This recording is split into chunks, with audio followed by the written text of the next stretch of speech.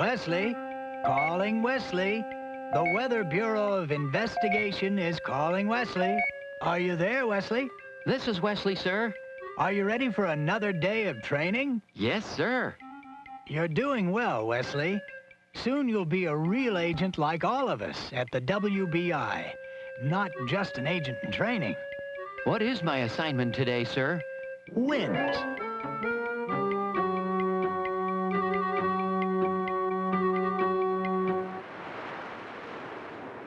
Wesley, come in, please, Wesley. Yes, sir. How's your study of wind going? Well, you've given me a very, difficult assignment, sir. I have? Well, if I may say so, sir, it's very difficult to study something that's invisible. Air is invisible, whether it's moving or not. Yes, I know. So you can't see the wind. So what have you been doing these past several days? Observing the wind, sir. But in the only way I can. Not by watching the wind, but by watching what it does. A good solution, Wesley. Any conclusions? Did you get the videotape I sent in yesterday? Yes. If you would show it on my Weather Watch channel, I'd be glad to explain what I've observed so far about the wind. I spent some time in the city watching the wind blowing. It was easy to see the wind's effect on things near the ground. Things blew one way, then they blew the other way. The wind seemed to keep changing directions. Of course, with all the buildings in the city, I guess the moving air doesn't have a clear path. It has to go around things. I guess that could change the wind's direction. Very good thinking, Wesley. And then I spent some time in the open country. The wind didn't seem to change direction as much there, probably because there weren't so many buildings. And then I looked up at the clouds. They were moving. A wind must have been blowing them. That just reminded me that winds blow above the ground. And generally, wind speed increases with height. We've speeded up your tape to emphasize that fact. Well, that's my report so far, sir. Keep watching your Weather Watch, Wesley. I have something else to show you from our video files. Is that a passenger jet? Yes, it's about 7 miles up. Listen to the captain speaking. We'll be cruising at an altitude of 35,000 feet. Our flight time to New York will be only 3 hours because the jet stream will be giving us a strong tailwind. Any questions, Wesley? Yes, sir. The jet stream. That's a new one on me. What is it? I hoped you'd ask.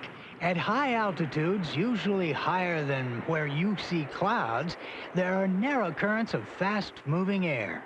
Winds? Yes, winds, called jet streams, move generally toward the east at high speeds, sometimes as fast as 250 miles per hour. Wow, sir. That's a lot stronger than the winds that were blowing in the city or the country. Or out here right now. But, sir, I have a question about the wind. Yes, Wesley? I knew the wind blows at different speeds and in different directions. But what starts the wind blowing in the first place? I was hoping you'd ask, Wesley. Hop on your bike and pedal over to our WBI substation just up the road. They'll give you a special instrument when you arrive. Take it into the lunchroom kitchen. I'm in the kitchen, sir. Is this the special instrument they were supposed to give me? It's just a toy, a pinwheel. Yes, just a little joke, Wesley, but the pinwheel will do the job quite well. What job, sir? You'll see, Wesley. First, blow on it and tell me what happens.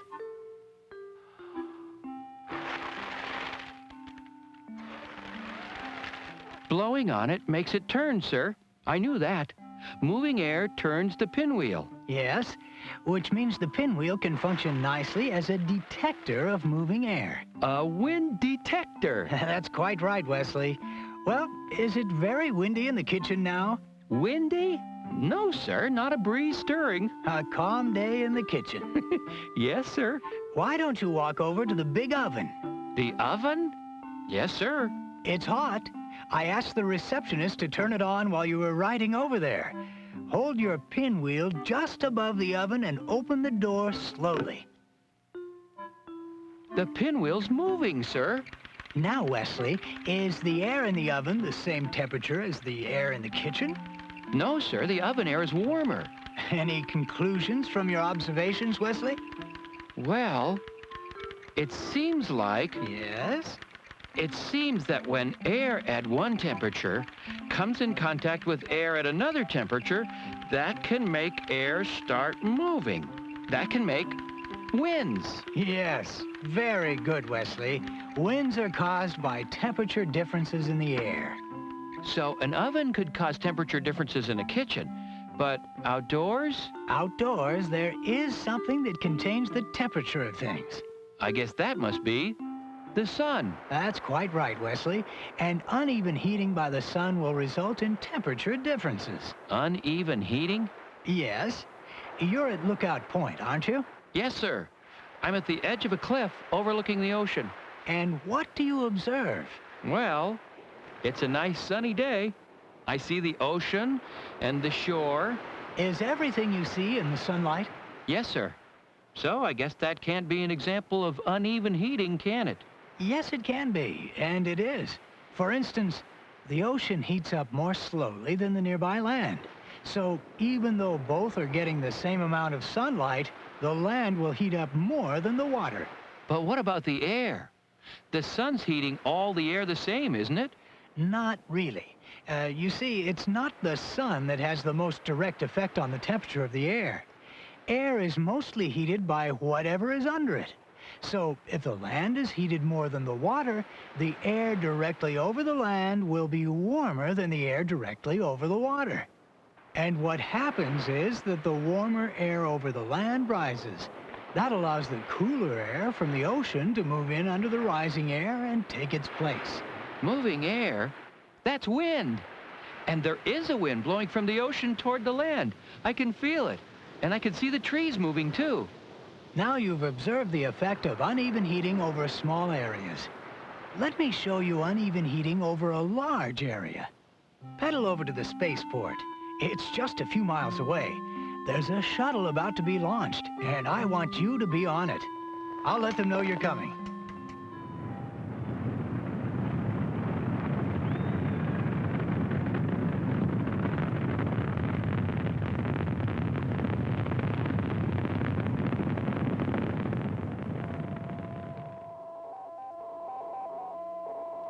Taking the angles, though? Well, I got them in to use them before we yaw around. Roger. Pitch 212, yaw plus 37. Copy. Oh, sorry. Wesley, how you doing? Kind of okay, sir. This is my first time in 0G. Well, grab hold of something and have a good look at the Earth down there through one of the windows. Wow, Earth is beautiful. And round, too. Like a ball, yes, sir, I knew that. But I can't see all of it now. But just glance at your weather watch. Oh, yes, now it looks more like a ball. But did you know that the Earth is heated unevenly by the sun? Really, sir? Regions at the poles don't get as much energy from the sun as regions at the equator do. Oh, sure, I knew that. So that means that air over the poles should be a lot colder than air over the equator. That's quite right. So there must be a wind that blows from the North Pole toward the equator. Well, there would be, except that the Earth's rotation changes things. I can explain what happens more effectively on Earth rather than out there in space. So I'll have a sailboat waiting for you at the dock when the mission is completed. How soon will that be, sir? In about a week. Oh.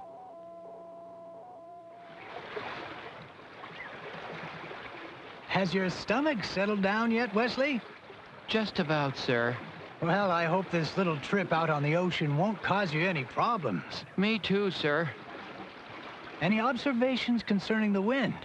Well, the wind seems to be blowing steadily in pretty much one direction. from the east. And if you stayed in this part of the ocean for a long time, you'd find that the wind's direction never changes much. That's because you're in a system of winds that blow almost all year from the same direction. Certain wind patterns happen often enough that they're given special names. You're in the system of winds called the trade winds. They're rather gentle winds. Now, I've instructed the captain to sail northward so you could observe a different system, the westerlies. They blow in the opposite direction and are much stronger and uneven. Will there be stronger wind there? Rougher seas? Probably yes, Wesley. Is that going to cause a problem? I believe so, sir. Do we really have to go? Well, maybe not. I think I can explain the various systems in about a minute with a map. Oh, thank you, sir. Observe your weather watch. Here's the Earth, the poles, the equator. You're about here now. In this band that reaches almost down to the equator, the winds blow from the east to the west. These are the trade winds. In a band to the north, the system of winds blows generally from the west to the east. These are the westerlies.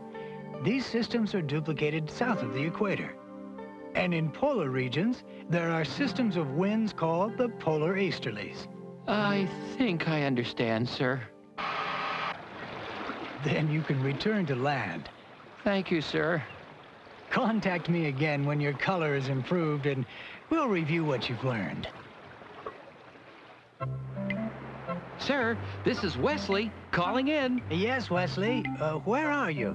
At the lookout point where we first started talking about the wind. Oh, that's a lovely spot. And what have you learned about the wind since then? Well, you can't see the wind, which is just moving air, but you can see what it does. Temperature differences start air moving, in a kitchen or on the whole Earth. And I know about the wind systems and their special names. Very good, Wesley. And I've learned one more thing, sir, that's very important to me. What's that, Wesley? Well, wind on water can be fun for a while. But I like wind on land a lot better.